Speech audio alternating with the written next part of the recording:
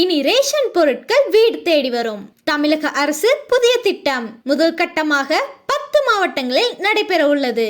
தமிழக அரசு மூத்த குடிமக்களுக்கும் மாற்றுத்திறனாளிகளுக்கும் ரேஷன் பொருட்களை நேரடியா வீடுகளுக்கு வழங்கும் புதிய திட்டத்தை ஜூலை 1ஆம் தேதியில இருந்து சோதனை முறையில செயல்படுத்த இருக்கு.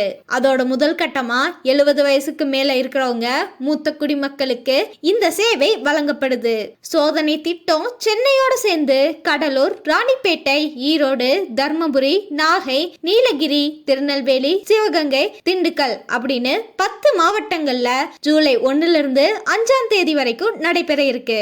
இந்த முயற்சி மூலமா பயோமெட்ரிக் பதிவு இல்லைனா ரேஷன் கடைக்கு போக வேண்டிய தேவை குறைஞ்சு வயசானவங்களுக்கும் நடக்க முடியாதவங்களுக்கும் சுலபமா அத்தியாவசிய பொருட்கள் வழங்கப்படும். அரசு நிர்ணயிக்கப்பட்ட விலையில அரிசி, சர்க்கரை, பருப்பு, பாமாயில் உள்ளிட்ட பொருட்கள் வழங்கப்படும். இந்த திட்டத்தை சிறப்பாக நடைமுறைப்படுத்த கூட்டுறவு அதிகாரிகளும் உணவுத்துறை அதிகாரிகளும் ஆய்வு செஞ்சு ஏற்பாடுகளை மேற்கொண்டு வர்றாங்க.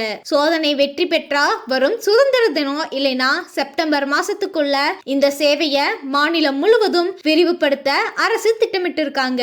ஒவ்வொரு மாசமும் முதல் வாரத்துல மூத்த குடிமக்கள் இல்லைனா மாற்றுத்திறனாளிகளோட வீட்டுகளுக்கு நேரடியா ரேஷன் பொருட்கள் கொண்டு செல்லப்படும். இதனால அவங்க கடைக்கு போகிற சிரமம் நீங்கும்.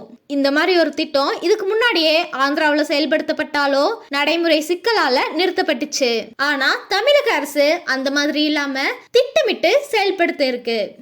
இதே போல செய்திகளை உடனுக்குடன் தெரிஞ்சுக்கொள்ள சதுரங்க மீடியாவை சப்ஸ்கிரைப் பண்ணிட்டு எங்க சேனல்ல இருக்கிற வீடியோக்களையும் பாருங்க. நன்றி. இது சதுரங்க மீடியா வழங்கிய சதுரங்க செய்திகள்.